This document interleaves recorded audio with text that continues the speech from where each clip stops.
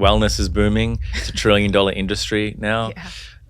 Suffering is going up. So I'm like, is anything we're doing actually making a genuine difference? And so that's something I'm always in conversation with myself. Like, is what I'm doing genuinely helping people? That is so interesting to hear you say. I think we live in times that are really tough. And I think that we are all looking to make our lives easier. What I found was that I was crumbling, I was crashing, and then there would be the dialogue that would be on top of that going, oh, you should be doing better. You're a meditation teacher. Like, what's wrong with you? And so then there's the grief that I'm avoiding. Then there's the in a narrative, in a critic that's judging me for having this experience. And it was just making me feel worse and worse and worse. I realized we're all traumatized in various ways. Even if you are going through the most suffering, even if you are struggling right now with everything going on in life, you still have a choice. Use your intelligence, use your wisdom, use your love, use your compassion, use your faith, and make the choice.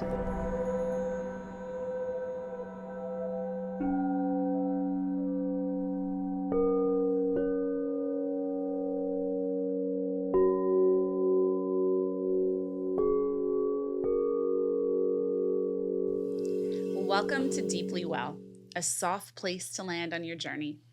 A podcast for those that are curious, creative, and ready to expand in higher consciousness and self-care. I'm Devi Brown. This is where we heal. This is where we become. All right, everyone, please buckle up for what I know is going to be a very mentally, emotionally, spiritually adventurous episode. I'm really excited to share today's guest with you. He is a dear friend, a brother, and someone I've had the pleasure of having on this show before. It's been a couple seasons since he joined us. We were still dropping gems at the time, but the episode that came forward was one that I know has meant so much to so many that connect with this work, especially because of the purity and the rawness and the depth of the wisdom and where it stems from. Today's guest, Manoj, is one of the world's most in-demand teachers and mindful brand consultants, working with athletes, executives, schools, and Fortune 500 companies that include Nike, NBA, Lululemon, Netflix, Google, and the United Nations. He's worked at MoMA, Coachella, Warner Music, and Art Basel, Miami. He is a co-founder of Open, a modern mindfulness studio based in Venice, California, and he previously co-founded A-Space, Australia's first multi-disciplinary drop-in meditation studio. The best-selling author of Still Together, Manoj currently sits on the faculty of ESALIN as well as the Melbourne Business School's Executive Leadership Program. With a discipline grounded in secular mindfulness and Buddhist meditation, as well as over 500 hours of yoga training, Manoj's expertise spans breathwork, trauma-informed mindfulness, and somatic psychology. Welcome back to the show, Manoj Dias. Oh, nice to be back. And I was kind of cringing when I'm hearing my whole bio being read out. I'm like, who wrote this? Does it offend your humility? Yeah, it's kind of weird. It's kind of weird to hear all that. And, I was raised primarily in Australia, and we have this weird thing around hearing our accomplishments, like, being spoken out loud. It's actually a disease. It's called tall poppy syndrome. It's where, if you start to talk about yourself too much, people around you just cut you down. They're like, who does this guy think he is? So you kind of get that ingrained in your mind as you grow up. You're like, oh, don't talk about your accomplishments or what you do. But then I remember landing in LA and everyone's like, this is what I do. Oh my God. Right. And it's all so aggrandized. It is, yeah. It's a very different culture. So I'm so happy to be back. Like I was thinking of that on the way here. The conversation we had in 2020 was so special. Like I've done so many podcasts, and that one sticks out because I felt very raw personally going through it. And you held such beautiful space, and we went in, and I'm excited to see you again. Thank you so much, my friend. And I think just to set the stage a little of our background, you were one of the people that I definitely made deep connection with in the pandemic. And I remember, especially more towards the start of the pandemic, and especially before kind of, the quote unquote industry really exploded. I think some of us that were teachers that were kind of in this space and we were also grappling with our own kind of internal wars and chaoses and um, unfoldings. But we were put in a position to serve in really deep ways. Mm. And I think something I've shared a little bit on the show is I think I've even needed to take the last year to come down from all of the work that I was doing and offering in the pandemic, and just let myself even look back and grieve a little for the things I couldn't grieve in real time because I was serving. Yeah. I mean, that definitely resonates. And I haven't had the moment to step away for a year, but I've Yeah. had moments where I've broken down. Like, I mean, really transparently, like my health has suffered, and I've taken a few months off from work, and I've gone and kind of decompressed. But that has left lasting effects on me, both on an Yeah. emotional level and I think a mental level. And some good things came out of it, but also like some things I'm still trying to process and understand. Let's start there because and so let me finish too also. So Manoj and I had a chance to, get to know each other a little bit when you first moved to LA, but all of us were so restricted. Um, and then I had a chance in this last year to come into your space, this absolutely gorgeous, deeply authentic community you've created at Open, which you're a Mm. co-founder of, which for those that are not familiar, Open has a really powerful app where they offer really incredible meditations and breathwork sessions, but they also have this really gorgeous space in Venice, California, that it's very transcendent and transporting when you get to go there. And they offer classes and a multitude of things, but definitely meditation, breath work. And so I joined you there and we did, I believe we did like a practice centered around love. Mm. And it was really beautiful. And I had some friends join me and we're all live in the flesh. And there's nothing, as much as we can do things on the apps or, do things on YouTube videos, there is really nothing quite as special and evocative as going into space as a student with other people and being able to really be in the energy of your teacher or whoever's guiding you, because you pick up on so much, like the nuance of the spiritual experience in the body language and the tone of voice and being able to witness how someone holds space or can respond to other people. It's a very, very important part of the healing arts that I think shouldn't go unnoticed. But we shared that together, which was a really special night. But when, to kind of sink into what you just shared, what about the way you experience yourself, your own practice, and the way that you teach? What shifted since the pandemic? How has that kind of influenced or changed or evolved who you are in your spirituality? Yeah, such a great question. In coming up to 2020, I had been practicing, meditation, yoga, breath work in culmination for around 15, 16 years. And, I'd lived with my teacher. There were moments I almost went and studied and took robes. And so I was so Wow. steeped in lineage and tradition and practice.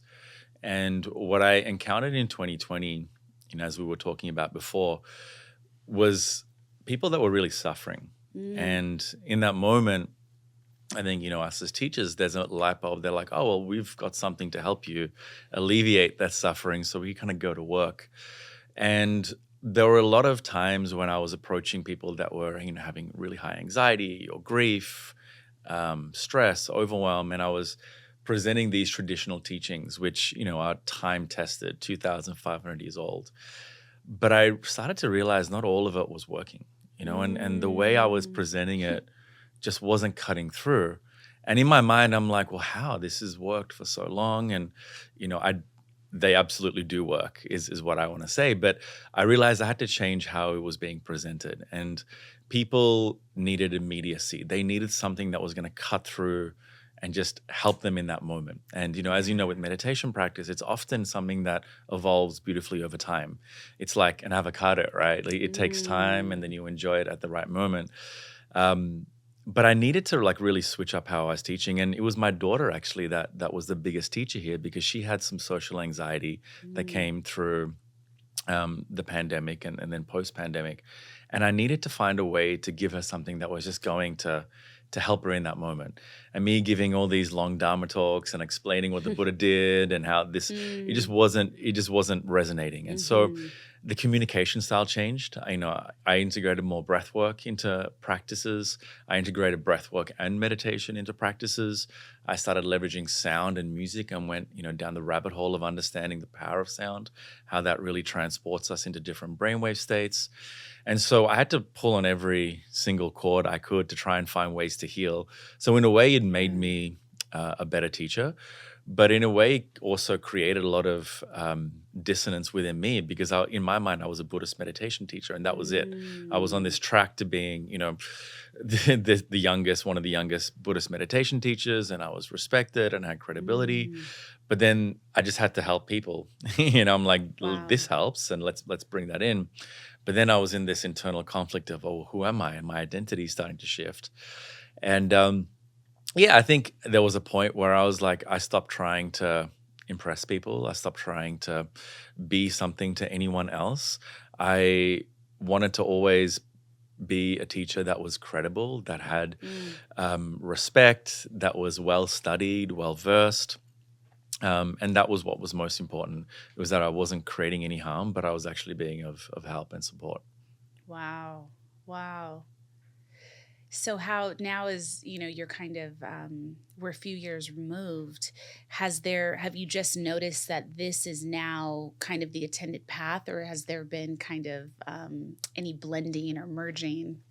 Yeah, I think there definitely has been blending and merging, but it's ways of explaining the same thing in new ways, really, is what I found. It's like capturing people's imagination in 15 seconds versus a 1 hour talk, which I used to give before every meditation.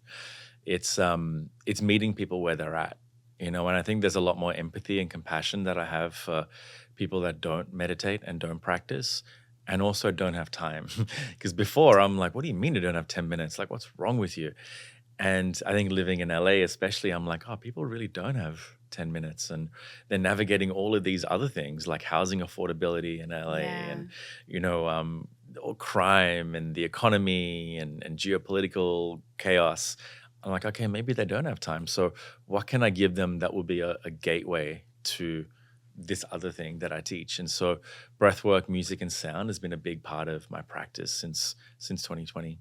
Yeah, God, that's so powerful. I think for some of us, it's like really recognizing the importance of speaking to the experience of the complex lived experience that we have now. It's just, there's no precedent for it. It's like, as much as we can point to other moments in history that there was, strain or stress or, things happening. We've always had wars. There has never been a time that there has not been war, literally ever. Yeah. There has never been a time that there has not been mass suffering in a handful of countries at the same time somewhere, in the history of the world. So, I think something that's important to recognize for all of us, for everyone, especially viewing on this path that is looking for healing and peace, we are always dancing between grief and joy. We are always navigating that. There is not an aliveness that doesn't include grief, that doesn't include having to kind of grapple with the paradox of it all and the sadness of it all in some ways. And hold both things at the same time, which is also really interesting.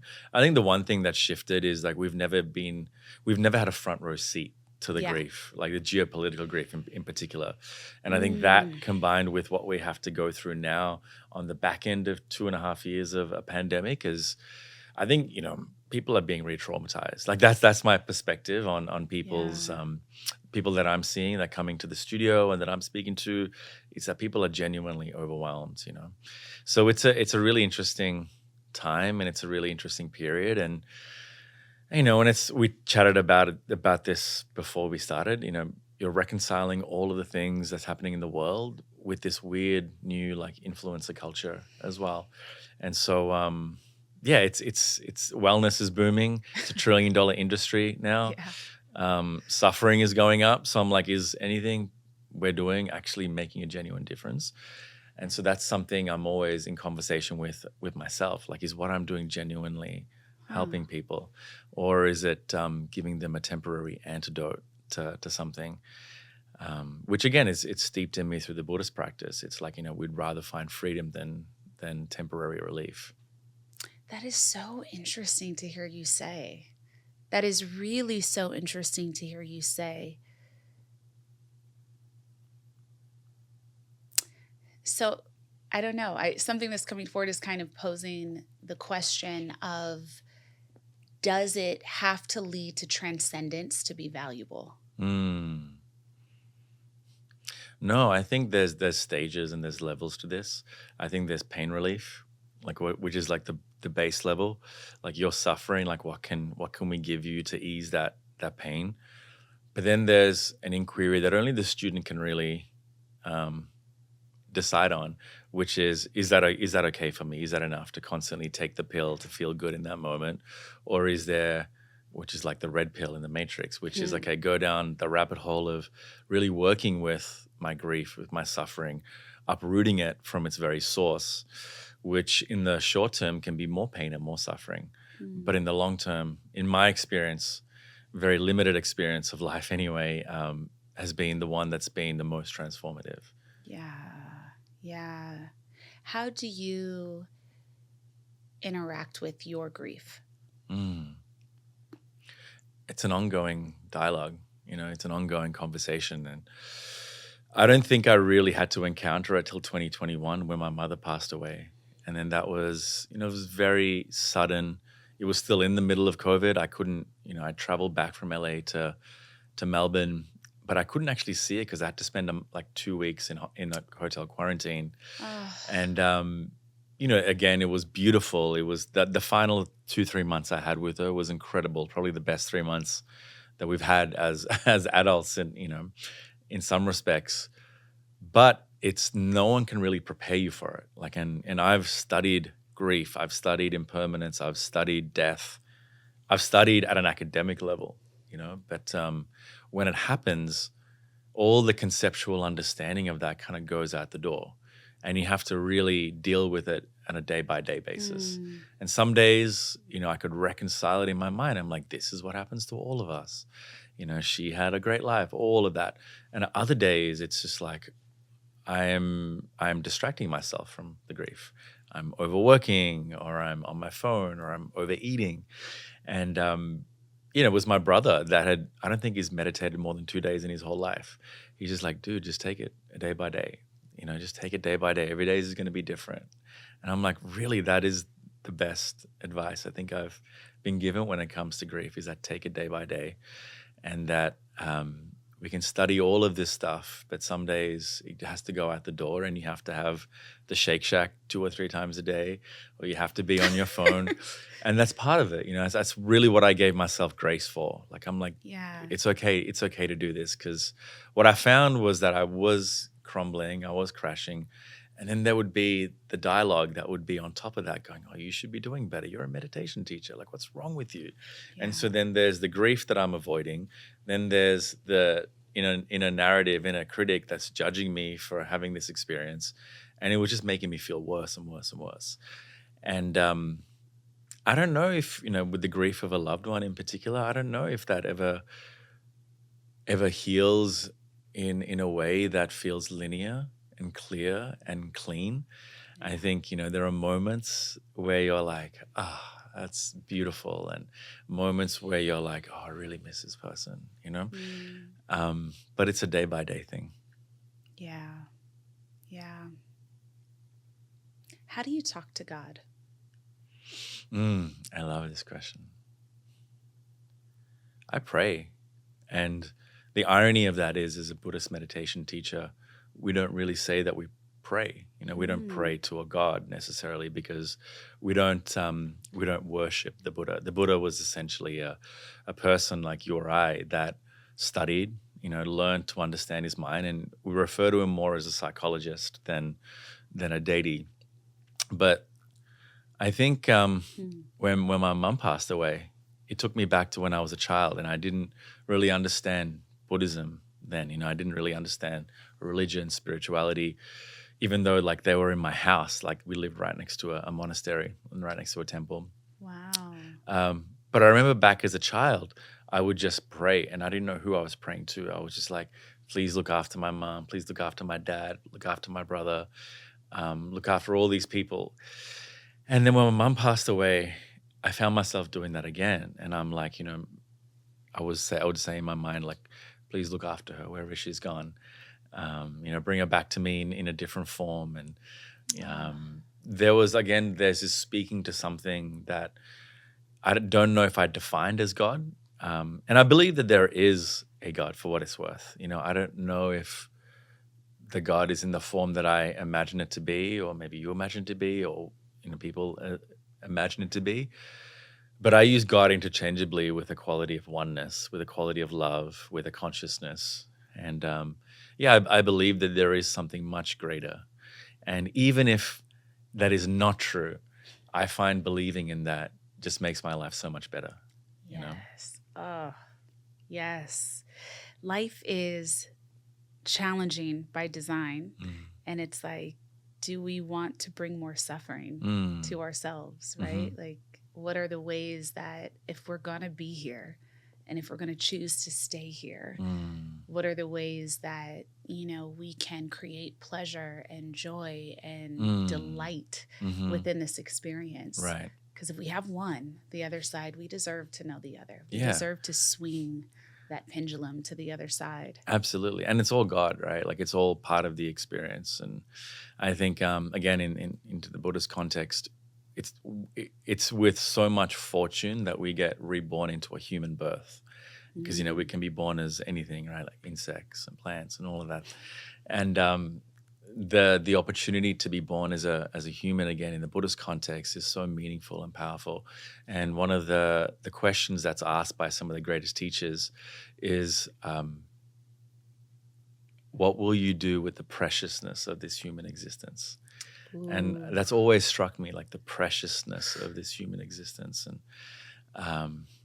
for me, it always puts things into context. Like, why would I go and start a fight with someone like on the internet? Or why would I go and get mad at my girlfriend, my wife now, actually, even though I those things naturally come up. Yeah. Like, what's the point in holding grudges? What's the point in being violent and being aggressive when there's so much more in this existence to experience, and life is really precious. And I think if you come into contact with death, you realize even more how precious life is. So there's, for me, there's more of an urgency with my life, not in a, like I need to achieve. It's like, no, I need to really refine my mind. I need to really open my heart, because this is like precious. Like I'm not going to waste time loving people and calling people. So there's so much more energy behind the things that I might have previously put off, like I'll do it when I have time. I'll call my daughter, on the weekend.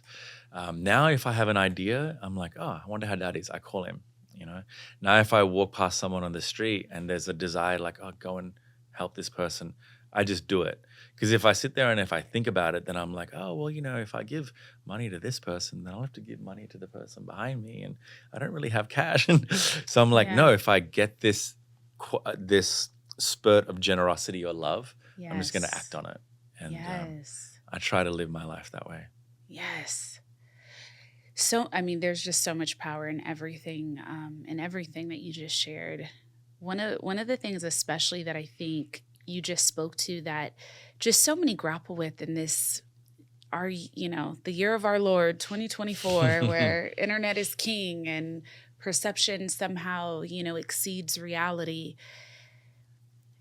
I think people don't always recognize that they have a choice what they engage with, right? So it's like we can encounter this experience of so-called hate on the internet, right? Or this experience of people being against us or feuding with us. But I've just found so often it's, we're in co-creation with that too. The moment we give it our attention, the moment we let it take over our awareness, and we don't understand always the power of letting go of the grip. It exists because you allow it to a certain extent, right? There are some things out of our control, and there's very often things that happen that are without our consent. But, in the context of what is like non-violent, non-harmful, non-urgent, we are making a choice to kind of have those experiences and let them create the essence of how we feel. But when we let go, or when we choose to disengage, I think so often we can be just absolutely shocked at how quickly whatever that experience of discomfort or frustration is, the way it can just leave us. Yeah. I mean, letting go is really hard. Yeah. It's like, firstly, we're throwing it out there. Yeah. And like, my pet peeve is when I go to a yoga class and she's like, just let go. I'm like, woman, what are you telling me to do exactly? God. You know how hard this is. But no, I think conceptually, again, letting go is really the work, right? It's constantly letting go of things that are inherently impermanent, things that inherently, a lot of the things that don't even matter at the end of our lives. But to get to that, to have that awareness, and then to have the capability to take action and let go in that moment is tough, because, you know, like anger, for example, like, yeah, let go. When you're angry, let's let go. I'm like, but it feels so good. That anger feels so good. And so it's seductive. You know, it's seductive. Our habitual responses are seductive. And it is a delicate balance between using our wisdom, which we've cultivated through practice, and giving voice and giving action and giving ourselves to a particular feeling. Because sometimes it's great to let go into anger, and we need it, right? Anger creates change sometimes. Anger creates revolution at times. And also, anger creates a lot of harm. Anger creates a lot of pain and creates a lot of suffering. And one of my teachers used to say it's like a butter knife. A butter knife can spread beautiful grass-fed organic butter on bread, but it can also kill someone. And it's how do you use it? How do you respond to it? How do you work with it at that moment? Yeah, absolutely. I will encourage everyone, though. I found that if you are able to make a choice that's in service to kind of releasing your grip around something, anything in your life, you will cringe very often. You will want to scream it out inside of your own body. But if you sit with it, it creates a new pathway that your system begins to really like. And then you'll be given opportunities quickly to do that again. And then if you keep saying yes, which isn't always possible, and is it challenging? Absolutely. Can it be done? Absolutely. After a couple times, you get the hang of it, and you actually realize how much power you have inside and how powerful of a co-creator in your life you can be. And, you know, it depends on the experiences. But I also say this as someone who chose to get divorced in the beginning of a pandemic and had to kind of navigate life with a decision that was that affecting to the things around me. But I found that as soon as you did the thing, you're just met with a lot of opportunity to make new, powerful choices with ease. Yeah. And you won't be met with as much anxiety about them. Yeah. And you so beautifully said. I think about it in the context of meditation as well. Like, you know, when we meditate, we really look at ourselves, right? We look at our own mind. We look at our own tendencies, our actions. And the more we begin to look at ourselves, we can see very clearly which actions or thoughts lead us towards suffering and which actions and thoughts lead us towards happiness. And then there's a choice that we're presented with. Like, do I choose to go down the road of suffering, which could be to stay in a toxic relationship, which could be to stay in a job that's killing you, all of these things?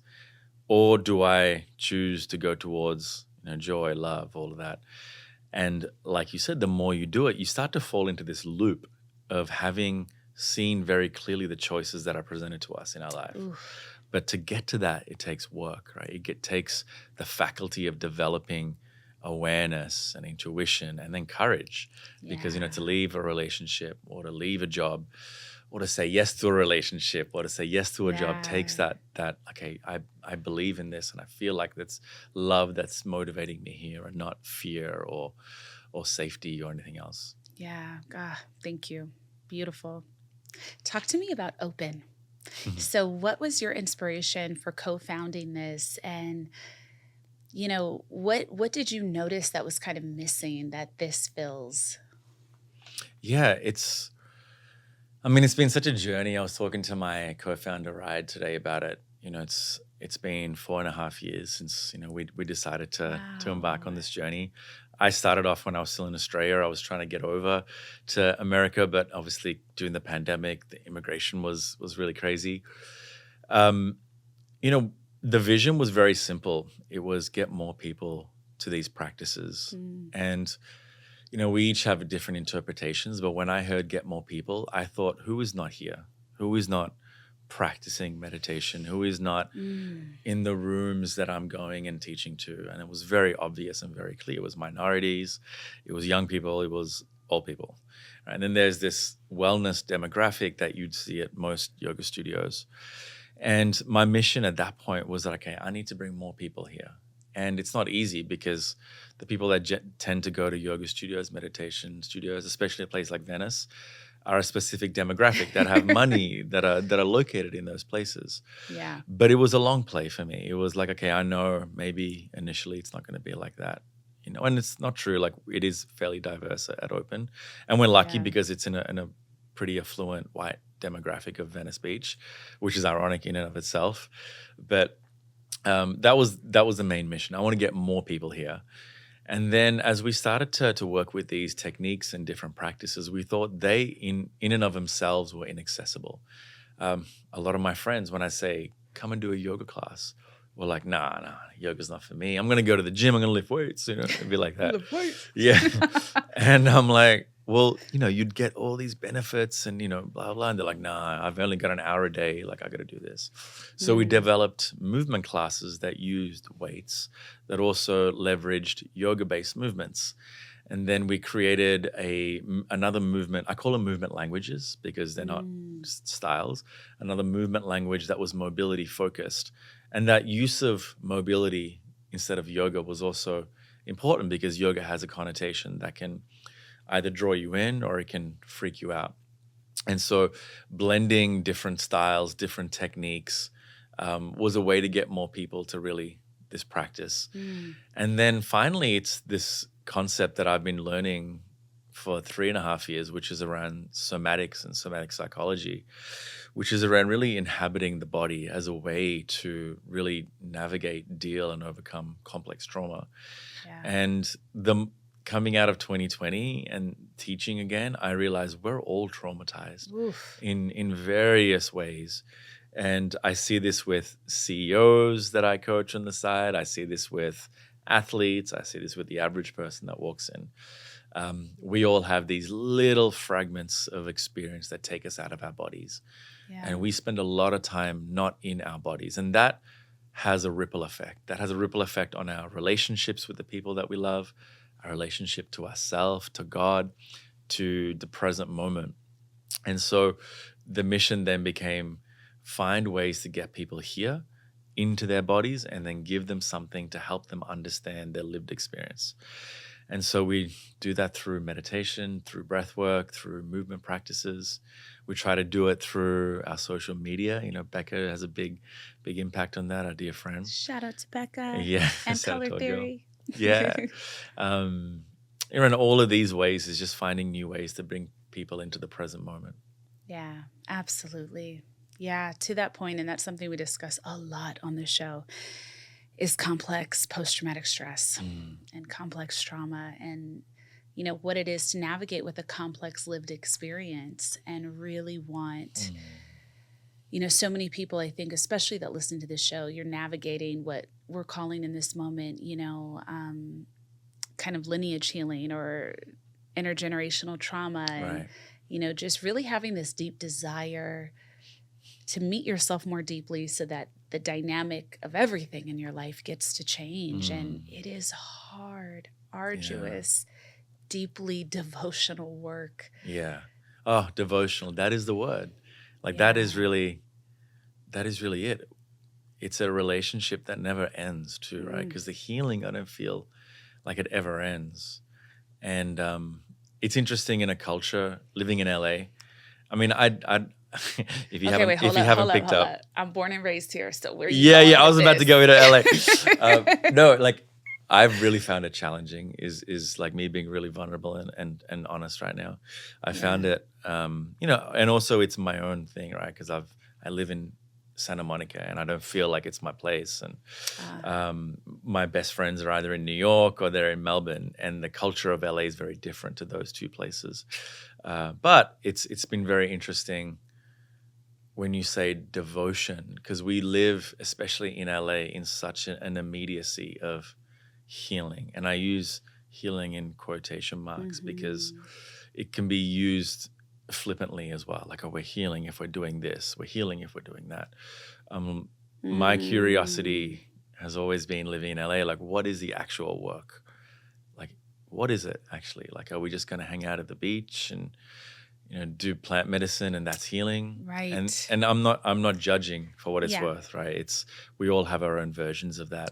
But I come from a lineage and I come from teachers that say healing isn't sexy. You don't post about it. You actually are in the murky depths of darkness, and you're broken down many, many times. And it's that word really resonated when you say, because it takes so much devotion to commit to that.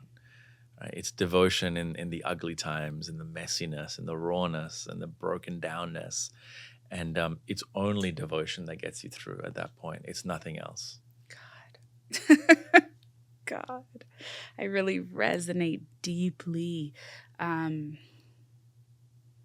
with where you hold healing work. It, much like you, that's how I see things. And this is not to take away from anyone else, but I don't think, especially if you are posting about it, talking about it in real time, it is possible for you to be transcending that experience or quote unquote healing it. I think that those are things that you have to be in such a devotional humility with, and that you have to allow to unfold. Like, there is so much unknown, and I feel that it taints some of the process if you are trying to quantify it, especially too soon, or quantify it for audienceship.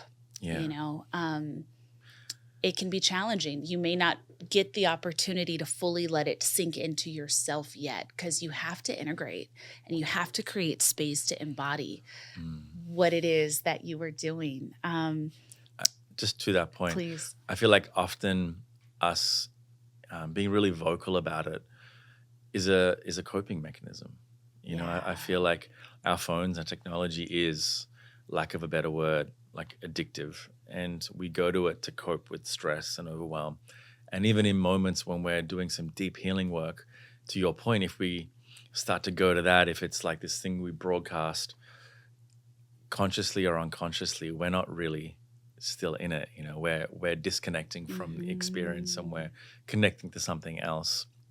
And again, it's okay. We all go through our cycle of grief, but it's important to know that often the desire to even the moment we have a really peak experience, right? I see a lot of people these days going to South America and doing plant medicine ceremonies, and I'm like, oh, like I did this and this is what happened. I'm like, yo, you were just out yesterday, and like you're like posting about stuff. Yeah. Like, take the moment to integrate, like you said, take the moment to really learn like what happens, because some of these things unfold over time. Oh my God. They unfold a year later, and yes. Thank you for saying that. Yeah. Yes. I think. Oh God. Yes. It's. I've done a lot of work on myself, and very gratefully, I have found ways to move through a lot of really complicated, complex trauma that I've experienced since childhood. But so much of it, I don't share the process. I try to bring the wisdom forward, but I don't need to share all of the stories of the darkness, because where I'm holding them and where I'm placing them, I have to just be in my own process with myself and just allow the wisdom to flow forward, but not necessarily kind of have tourism of the pain. Yeah. Yeah. I mean, one of my favorite teachers back home in Australia, Johnny, shout out to Johnny Pollard, once said to me, teachers often fall victim to sharing the wound, right? The sharing, like, I am in this pain. And we see that with social media, like, I'm going through this. And I think the really profound teachers that have really been able to integrate and embody their wisdom, they often share from the scar. And that ability What a beautiful way to say that. that My ability God. to be with the wound, to tend to it, to heal it, and then to be able to say, this is how I healed it, is Yeah. for me the wisdom. And it's kind of lost in social media wellness a little bit.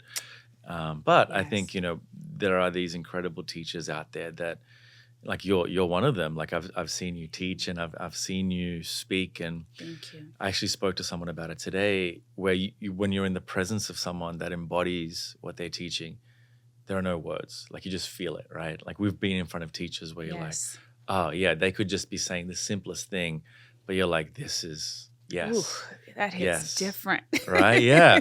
No, like, you feel it. Whereas someone that comes and says something that they've just learned from a book or from a podcast, it's a different frequency. And I'm not someone that's deeply into things I don't really understand and that are not tangible, but I believe in energy, and I believe that there is an energetic component to wisdom that can't be articulated with words.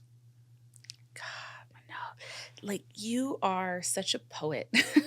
I love the way you, you feel all of the deep study and research and observing and surgery that you have been doing on your life and the world around you. Mainly overthinking, Ruminating thoughts that turn to right? wisdom. But thank you. And something that you brought forward bless, this is not with any specific criticism or judgment, but there is some observation that I'm going to share that I'm noticing. But when we talk about, for instance, some of the communities that feel very bypassy, right? It feels very like, I am into the festival of it all. I am into the ayahuasca of it all. I am into the kind of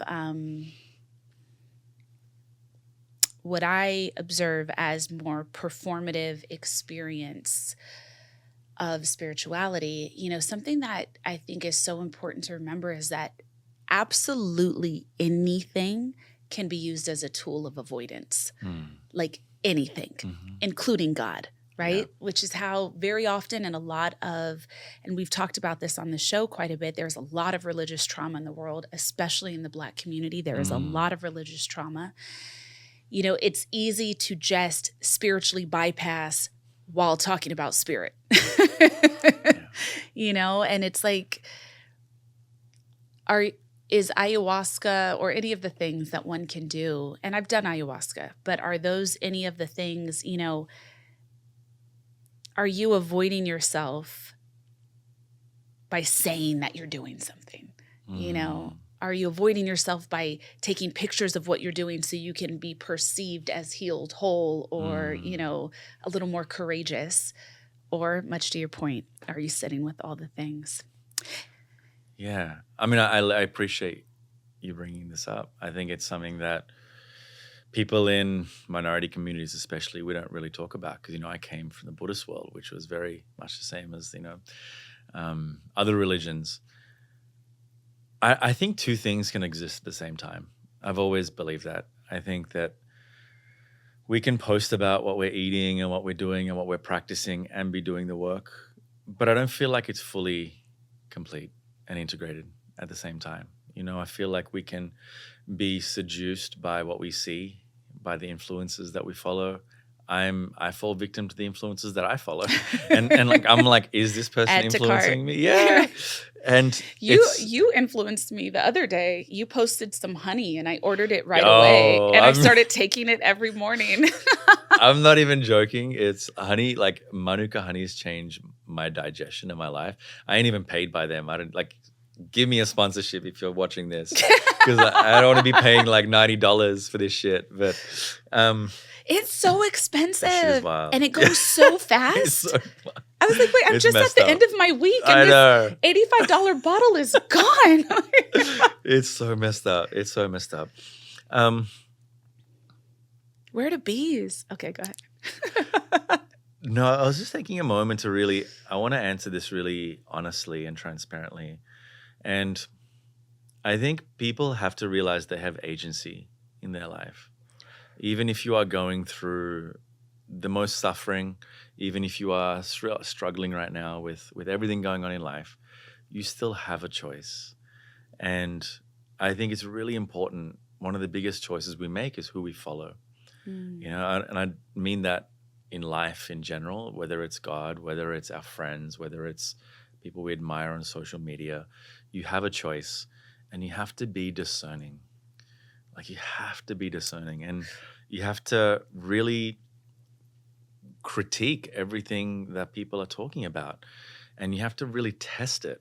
And I learned this from my teacher who shared with me, it's kind of debated at the moment, but the way when he presented to me, he's like, this was the final sermon the Buddha gave. And he sat down his disciples, which was around 52 at the time, 52 of his best students. And he said, don't believe anything, I'm paraphrasing here, don't believe anything that I have said, anything that I've taught you, unless you test it, unless it resonates with your own wisdom and intelligence. And that always struck me, if like someone like the Buddha who's been quoted so many times over the years is saying, don't believe anything I'm saying. And I'm like, yeah, like we have to critique things. We have to reconcile within ourselves. We can't just accept this person because they have 1 million followers and they have, good looks and beautiful eyes. We're like, oh yeah, I believe you. Like, I'll do what you tell me. But like, no, like that's how we fall into cults. And we all are Yes. in various cults, whether it's, what we're wearing or cults of, we're all wrapped up into shit. We're like, no, like, does this make sense? And just sit with it. The answer might not come immediately. And I had to sit with my teacher for a while. I'm like, am I in a cult? And that was a big thing for me. And I'm like, am I Wow. wrapped up in this? Because he's a very charismatic, very enigmatic, but controversial for sure. Like people were like, he was hooking up with students, and I was like, whoa, like this is intense for me. But it's your own choice, and you have to be able to trust yourself. Yeah. And you have to be able to make a choice, because sometimes we can just be paralyzed. We're like, oh, I don't know. But and I'm going to swear, just fucking do it. And only in retrospect will you know if it's the right choice or not. But just do it, and that's what I'm learning is I'm a Libra and I can be just so indecisive in my life. But life really demands you to take control of it at certain points, Ultimately, we don't have much control of life. Life is just something that happens. But there are moments that we do have complete control over, and that is choice. And so when you're presented with those, use your intelligence, use your wisdom, use your love, use your compassion, use your faith, and make the choice. Everyone listening right now, I want you to take a second and just take a deep breath. That was, that's really powerful. And I want you to let it, as you hear this and as you connect to his voice, to really, really see where that is landing with you. Choice is, I believe, God's greatest gift to this planet. And it's how we're meant to navigate the world. And sometimes we're only as good as the choices that are in front of us, depending on your community, your environment, your experiences. But the only answer is personal choice to all the questions. Yeah. Wow. I think that, like I came from a lot of suffering. I wasn't born with a lot of access to things. And there were choices I made when I was a teenager that could have sent me down a very, very different path. And by the grace of God, by the grace of my parents, I somehow found a way back. But that doesn't mean every day I'm not presented with choices, right? Like we're public figures right now. Like we can go down the dark side very quickly. Someone offers us a bag to say some shit. Okay, and I'm like talking about this, right? And I'm like, oh shit, like that would make my life and my family's life really easy. And that is a choice that I don't begrudge people that go down that route as well, by the way. Secure your bag. I tell people, like, do things for your well-being. But then you have to also live with those consequences. You can't blame people for it. You can't blame society with certain choices that you make. But there are tough choices, and I'm sure you and I have to face these choices at a level, and people listening will have to face it at a different level. But ultimately, there are choices that we have to make. Ooh, talk that talk. As you're talking, I just want to paint this scene. There's something really beautiful happening around us. We're recording this episode in a studio in Hollywood, but we're also in a very rare and strange LA storm. And the sound of the rain is pouring into the room right now. And you may not be able to pick this up on the microphones, but it's really special. Yeah. And I'm just kind of appreciating that as I'm hearing you speak really profound truth in very expansive and digestible ways. Yeah. No, it's very healing in my tradition whenever you hear rain, especially Really? on retreats and things like that. But like, shout out to you. Like whenever I'm with you, like I feel like I have space to speak and you somehow get the best of me. So just do all of my podcasts from now on. Done. Right? Done. Let's go on a tour. I love that. So there's something happening in the industry right now, and I don't necessarily feel called directly to call it out, but things are searchable and you'll find the things. But there's someone who occupied a very large platform that has been, I guess in some ways, the language that I would use is called out for some of their business practices in terms of having a spirituality business and having a coaching business. And we've really kind of been overtaken by this coaching culture, and it hasn't really made sense to me in a lot of ways. I know phenomenal coaches, and I myself have a lot of personal clients in a lot of different worlds and spaces, but I've been seeing a lot of models of people selling courses about how to coach other people, or like coaches selling courses about how to be to other coaches about how to make more money. And it feels so multi-level marketing. And I've always kind of the last few years, because I believe in this work, because I believe in humanity, and I believe in doing this work in servant leadership personally, that does not have to be everyone else's choice or path. Again, secure your bag, whatever you need. But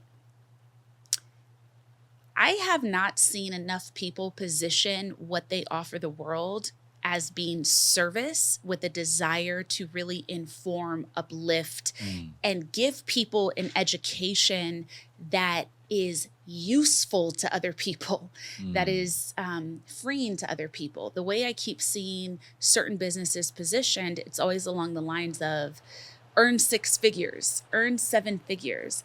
I make money by showing people how to do this. And whenever I've looked at, for my own curiosity, the way things are structured, it's always like I don't ever actually see anyone giving anyone meaningful advice on how to be an integral, supportive,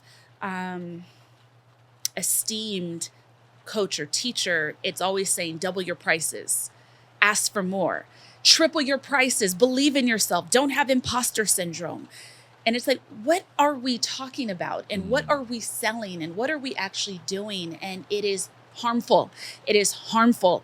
It is disingenuous. It is out of integrity. It is hurtful to people who have experienced real trauma and are in pain. And I find it to be incredibly predatory. And I reject predatory practices within the spiritual and wellness community. Yo, Devi just gave a sermon. Y'all catch that? Woo! The rain got real rough. But no, I felt every word. I really felt every word. And let me just take a moment to let it wash over me. I think we live in times that are really tough. I think that we are all looking to make our lives easier. And people are looking for healing. And those two things, at a time where people are trying to be hyper individualistic, financial systems are crumbling and making it harder. Life is not easy. It's a confluence of things that are just blowing up. And yeah, people are looking to make a bag. Absolutely. Like, I don't Yeah. think we can doubt the fact that um, wellness is an industry. Yeah. And for rightly or wrongly, I don't begrudge people making money. I think Right. that, we've invested so much money in studying and traveling and buying books and all that. And yeah, I don't think people should feel bad about it. My issue is with, the fuck do you know? Like, what do you know? Like, if you know stuff, like, I will pay as much as I can. But teach me something that I don't know, right? And if I'm going to go in on this with you, my my criticism is that I have I have very rarely heard a coach say something that you cannot Google for free. That's not available on YouTube or a podcast or in books that have been written 20, 30, 40, 50 years ago. Much of it these days is people regurgitating the same thing. And yeah, having clever marketing schemes and all of that. And look, if it helps someone, then who am I to really judge, right? I'm a cynical, bitter old man, perhaps. Maybe that's what it is.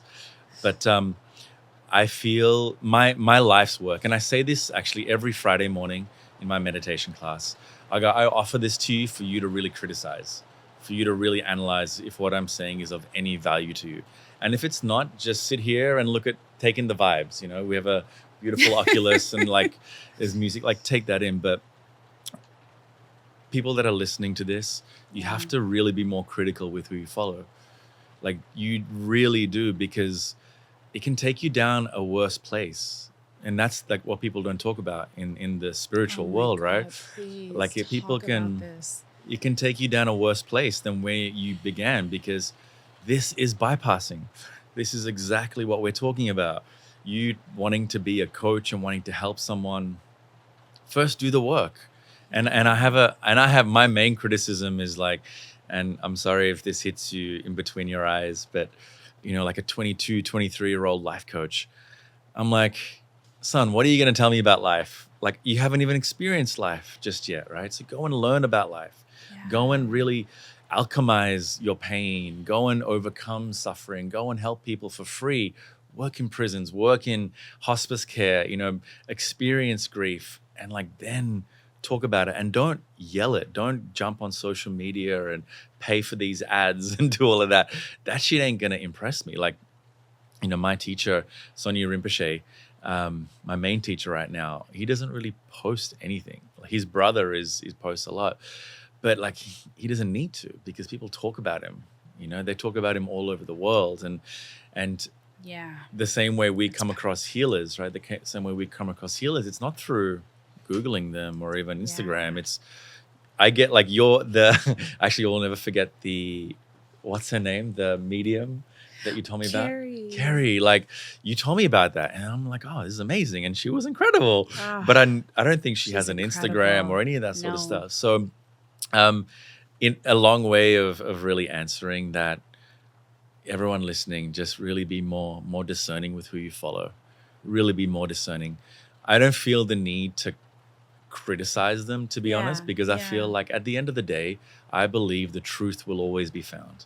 And you can go to someone and you might have 3, 4 years, 5 years with them. And if you're meant to be on this path, the truth will find you. The truth will not miss you. If you keep digging, if you keep looking, this I know to be true beyond anything else in my life, is that if you are dedicated to finding the truth, to finding love, to finding God, like, you will not miss you. And maybe you have to go through a couple of wrong doors in order to find your way there.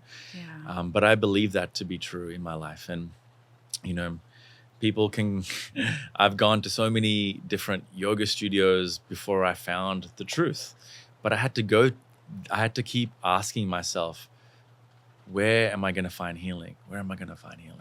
And I would go and I'm like, oh, maybe this is it, because there are lots of cute girls here. I'm like, nope. 6 months later, that's not it for me, because that gets tiring. And I'm like, this is just kind of fluffy. And then I go to another studio and it became about the body. And I was like, oh yeah, I'm getting abs and this is great. But am I free? Like, no. So there's this innate desire that keeps like yanking you. And, in my tradition, they will say first the voice whispers, then the voice yells, and eventually the voice takes something of you. And that taking something could be a nervous breakdown. It could be an anxiety attack. It could be an injury, when you have to be like, the fuck have I been doing? Right. what am I been doing? And I don't know if any of that makes sense, but like I'm speaking, like as I was saying it, I'm like, that's my teacher that's actually speaking through me at the moment, where you have to believe that what is meant for you won't miss you. Oh, what a gift. What a gift. What a gift. What a gift. Something that I'm really gleaning from what you're saying that I really believe in, and I really want to land with those listening, because there are so many amazing souls that listen to this show that are not just doing and committed to deeply doing their own work. I hear you and I see you. But we also have so many teachers listening to us now, real teachers, real people in service, from psychologists to therapists. There are so many people that tell me they found my show because their therapist recommended it to them, which brings me immense gratitude and pride. And you deserve that too, by the way. You deserve to receive that. Thank you. Thank you. But I think, and I feel really grateful that the community of this show, the listenership, there's just so much integrity in this community, and there's so much desire for wisdom, deep lived experience that is ready to be alchemized as wisdom in every person listening.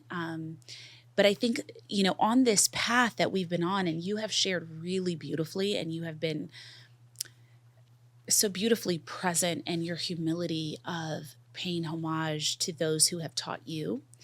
That is a piece that is really missing right now, right? The pride in being a student. Yes. And I remember when I first started studying and doing some of the harder work on myself, because my God, is it hard? My God, have I wept for myself on my knees over the years, and, grieved myself and others over the years. But it felt so sacred to learn. It felt so sacred to learn the work and to learn it slowly and to kind of build devotion. Like, to me, the building of the devotion was one of the things that taught me how to have worth in myself, that taught me how to accept myself, to see the world as beautiful. It's that kind of slow unfolding. And I know we want to rush through it because of how much it hurts, or because we're in a circumstance where we do need to earn and we want to care for ourselves. But that is a piece that doesn't get spoken to with the level of depth and romance that I think you've been sharing it with on this show. There is so much divine beauty in being a student, in apprenticeship, in slow observation. I remember I was in this program for 3 years with two of my teachers, and we would be in class for 3 days out of every month, and they would be 12 hours each day. Could not leave the room for nearly 12 hours every day, 3 days in a row for 3 years. And wow, I remember... That's an old school study. I love that. She was immersed. But, and that, that's one of the programs I've done too. Ben, I'm a brain. I love to study and learn. But I remember even allowing myself to walk through the phases of rejecting my teachers, loving my teachers, getting angry at my teachers, feeling grateful for my teachers. But it was the ability to slowly observe the mastery. And both of these teachers were in their early 80s when I was in class with them. To this day, it will bring me to tears at how much I realize I learned merely from watching their body language.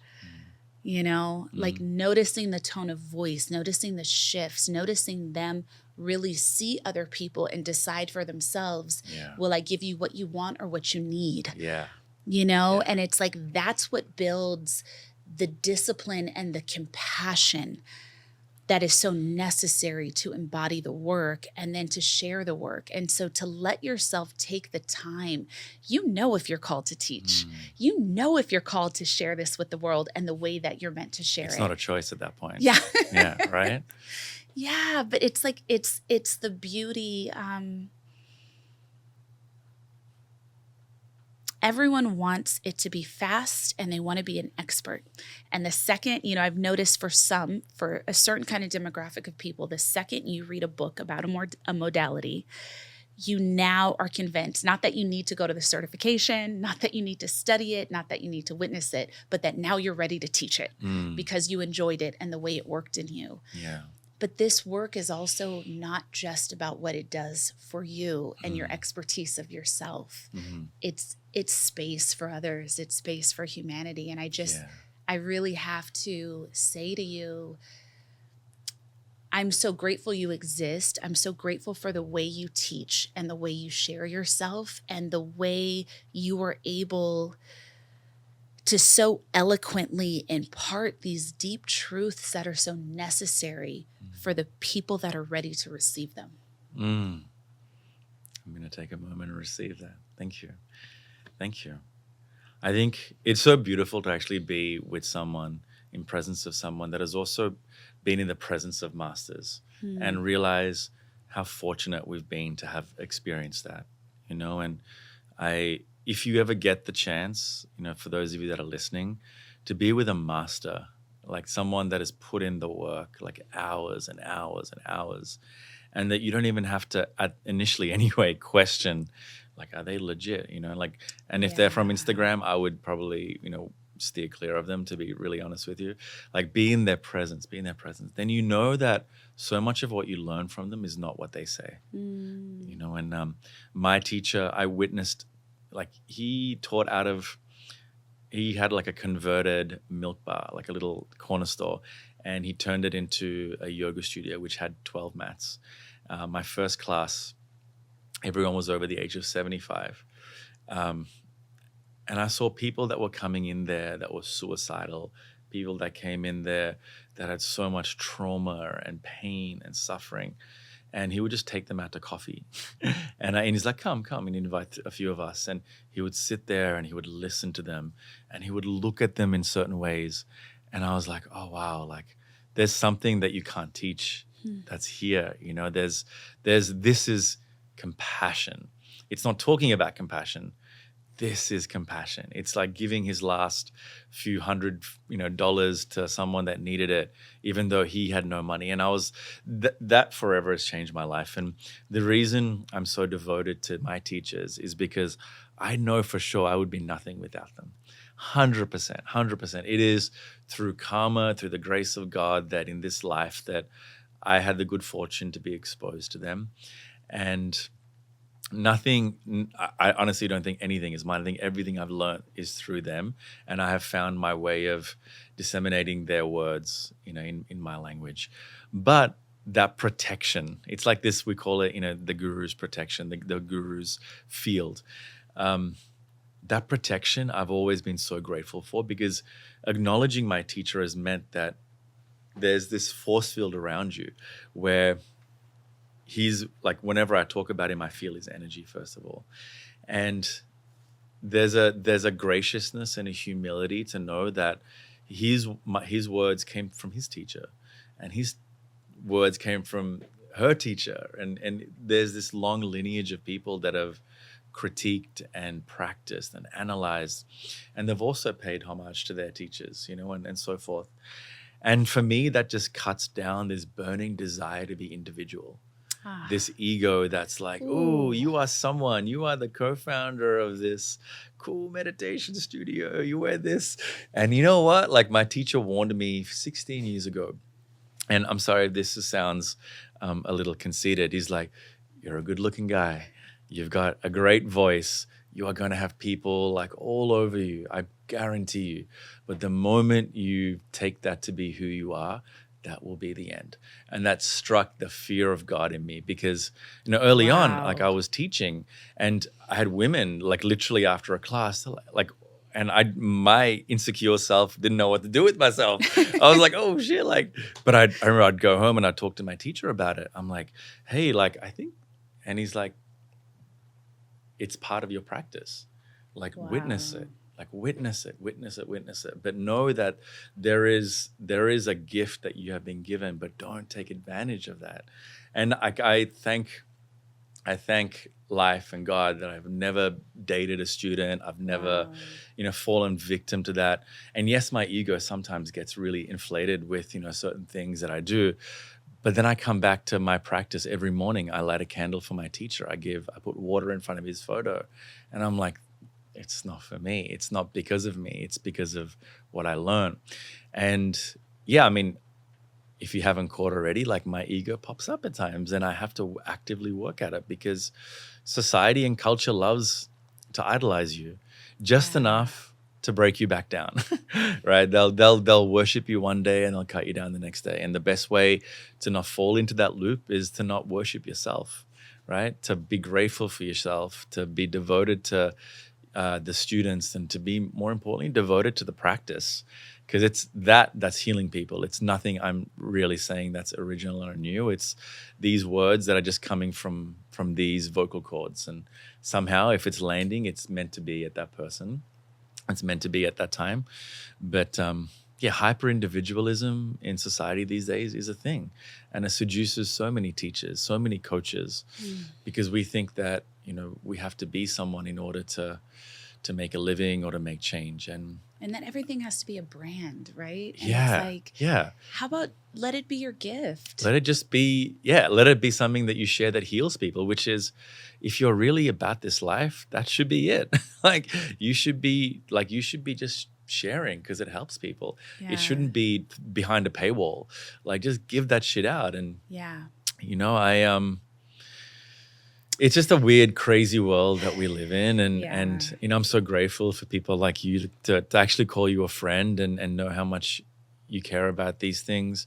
Because I do feel like the older I get, the more like those teachers are only at certain places, like at certain communities. And we need people like you that have credibility and authority and that have a following to really hold true to these things that... Oh, wow. Because, man, this is what I've learned living in LA. And again, no more shade to LA after this. Yeah. Living in America, actually, just living in America, is that the government isn't going to protect you, right? The systems of healthcare isn't going to protect you. We have to look after ourselves. We have to look after each other. Like, that much I know for true. And if we are relying on that, if it has to be about this communal living, this communal way of existence, then we need people actually testing people and being like, are you telling the truth? Like, am I doing this for money? Because more and more people are going to look for holistic healing, the older we get and the more we go into the future, because healthcare is so expensive. And if we then have like this holistic healing program that we're creating that's behind this paywall that we've learned in a weekend seminar, 2 years ago, then people are going to fall victim to that. And it's sad. And I pray and I hope that, we all have the integrity within ourselves to know how much power we have. And I think you and I know as teachers, like, what I say really matters, because there are thousands of people that listen to me every day on the app. So I'll never say anything that I don't believe in myself, ever. Ever, ever, ever, ever. And I've said no to brand partnerships that have come at times where I really needed money because I just know that this is going to cause harm. And if I doubt it, then it's a no for me. Thank you for being this archetype. Thank you for this embodiment. This is so powerful, Manoj. Like, it is just so powerful. I want to share 2 quotes from my teacher that I think could be useful for what we have just been expressing. So one of them actually comes from Deepak, and it's one of my favorite things that he would say when we'd be at retreats and someone would say, like, we'd started getting some questions after the pandemic at retreats, or would be like, but how do I make money? How do I make this my life? And, he would just look and say, the money will come from wherever it is at the moment. And I remember the first time you said that, it caught me so off guard. I was like, what? And I sat and I said, oh God, that's so powerful and true. You don't have to worry about it. Yeah. Like everything, when you lock into an alignment, when you are in your personal integrity and really kind of standing openly in your dharma and your purpose, the universe always conspires to uplift your work, to uplift you, and to meet your needs. Buzz. Can I, just to illustrate your point, Please. Can I share a story? Maybe someone can resonate with this. So I had a career in marketing and advertising, and I got really sick, like physically very, very sick. And I couldn't work because I had a really big panic attack one day at work. And there was about 2 years that I didn't work. My mother was looking after me. And it was in that period that I found my teacher. And I started practicing with him every day, and I was getting better. I was getting healed, and my mental health was coming back. My physical health was coming back. I was pretty much like an eating disorder, and I had really bad panic attacks and things like that. Anyway, after the 2 years, I got a job. I was back at, working in this fancy financial institution in marketing and advertising.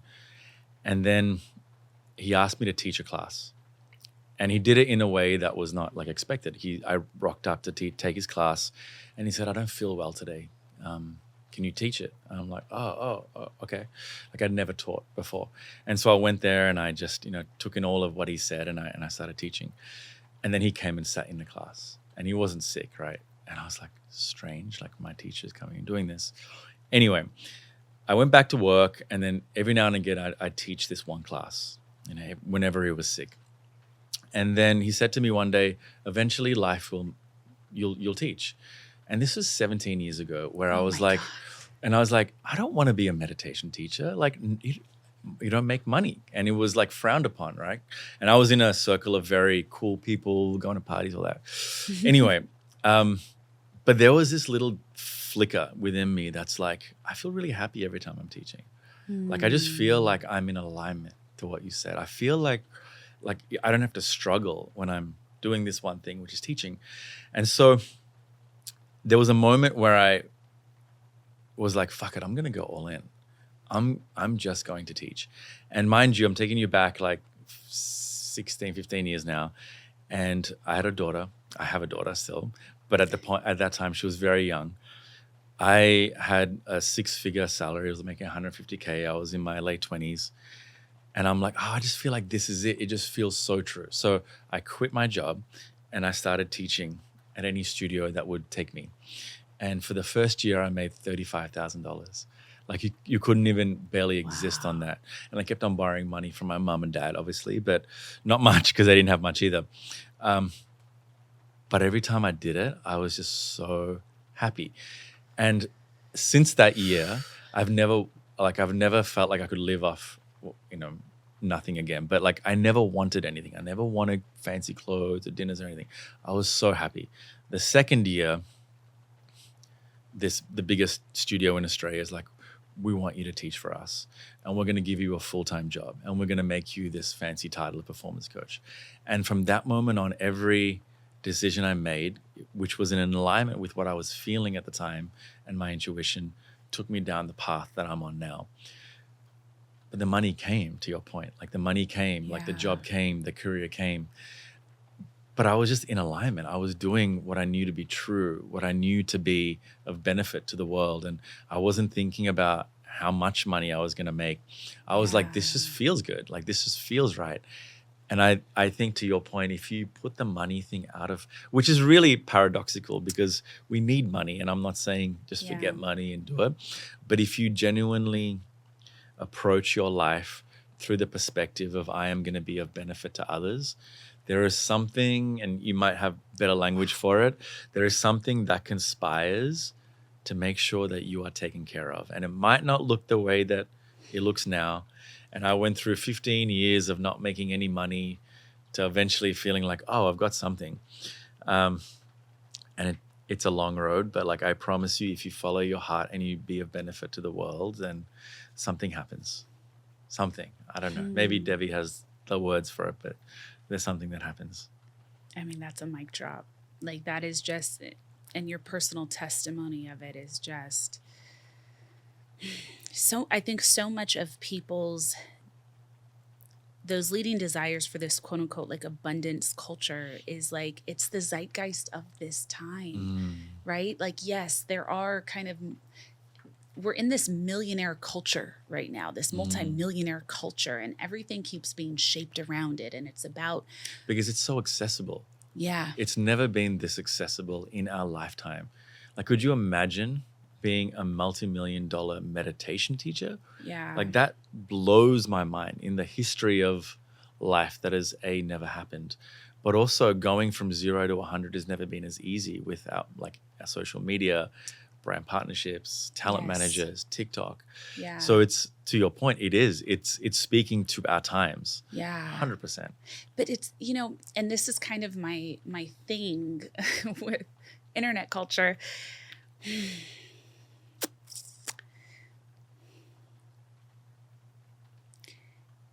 I believe that we have been investing so much in perception these last 10 years and so much in these quote unquote soft skills, right? Like, we've been bouncing through all of these different kind of ideologies of what makes something what makes someone worthy in life or makes their work worthy. And so it's like, we just got out of the, like, you know, the founder culture where everyone was, I'm a founder of this. And I'm like, well, what is it? Right. And it's like anything that if you bought a URL that you didn't even do anything with, there was this expectation of celebration because you announced it, or this expectation of celebration and kind of what to me feels like false valor for giving yourself the title and kind of faking it till you make it, but not leaning into the work, and the work of whatever it is that we do is important because the work of our life is important.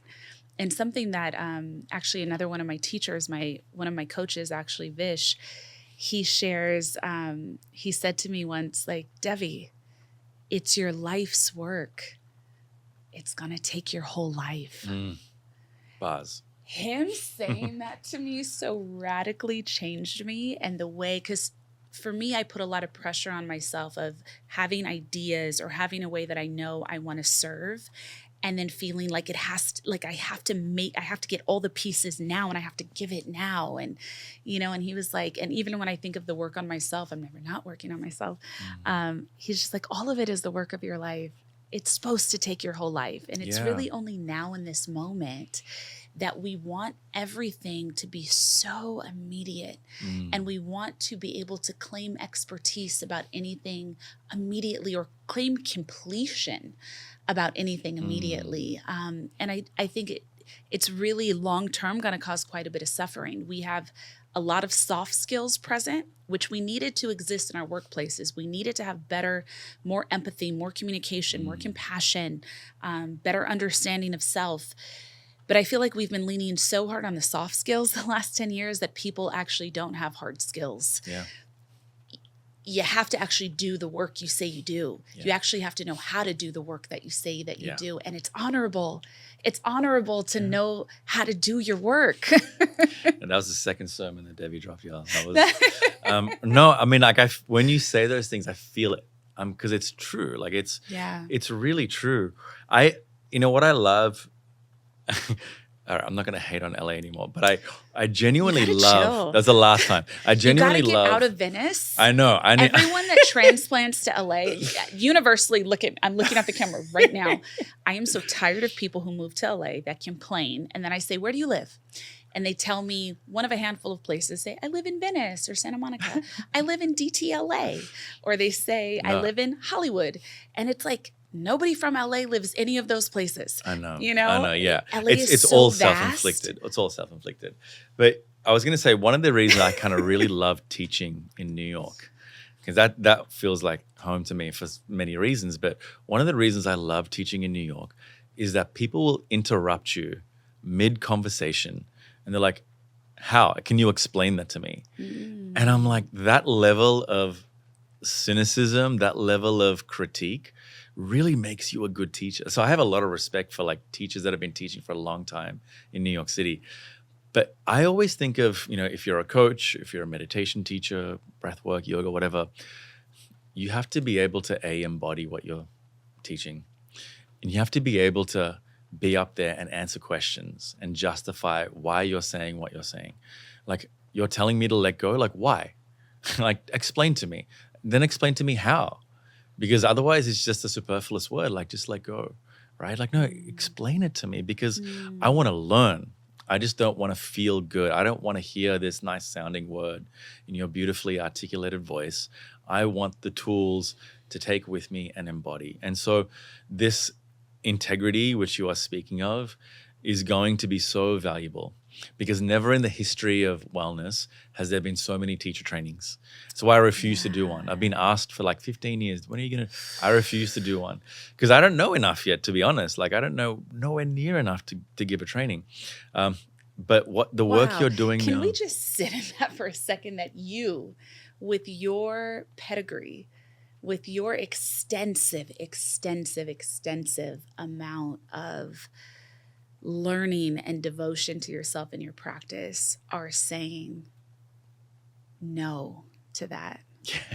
It's a bad business move, but it's honestly, I know the in money my will heart, come from wherever it's at. Exactly. Yeah. But I know it in my heart. I know I don't know enough, and I'm still learning and I'm working on it.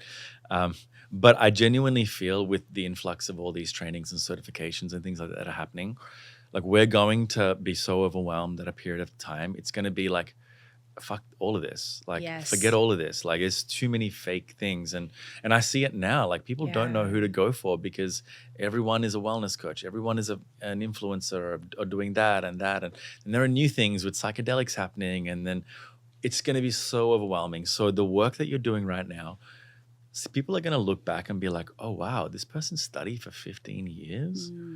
They know this particular text or this practice, and they're articulating it in a way that feels so true. Like, people aren't going to forget that, because I guarantee you in 5 years, we're going to have so many coaches that it's going to be so overwhelming for people. And the ones that have studied will rise to the top. The truth, like I said before, will be found.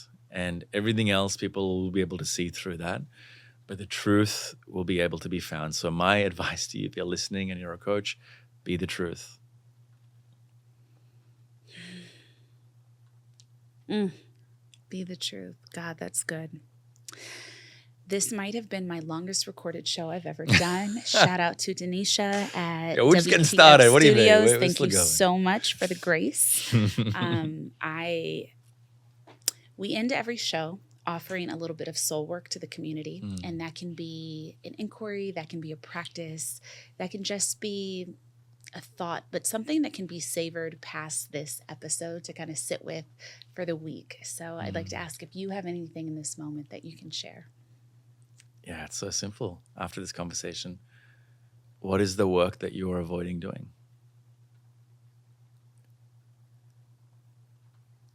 Wow. Yes. Just do it. What is the work you're avoiding doing? Yeah. And thank you for prompting this whole conversation before we even started chatting. My friend, what an honor. What a privilege to have you on this show. Thank you so much for saying yes. And thank you. You are a master teacher. And thank you for the work you've done to cultivate that within yourself so that you can serve and lead with it. Thank you for being here. Thank you so much. And thank you. My dear friend, thank you. Please download the app and study with Manoj in person. Open the Open app and Open Studios in Venice. Until next time. Oh, wait, I can't leave the show without saying this. Everybody, I will be in Atlanta. I caught it. Make sure to check me out at the annual Black Effect Podcast Festival that's happening Saturday. That was like I just revved it down and came back up, and that's how we flow. Saturday, April 27th, Atlanta. I'll be doing a live show from the festival stage on the Black Effect Network, and tickets are available now. I really hope to see you there. Hit me on the gram, blackeffect.com/podcast festival. Namaste.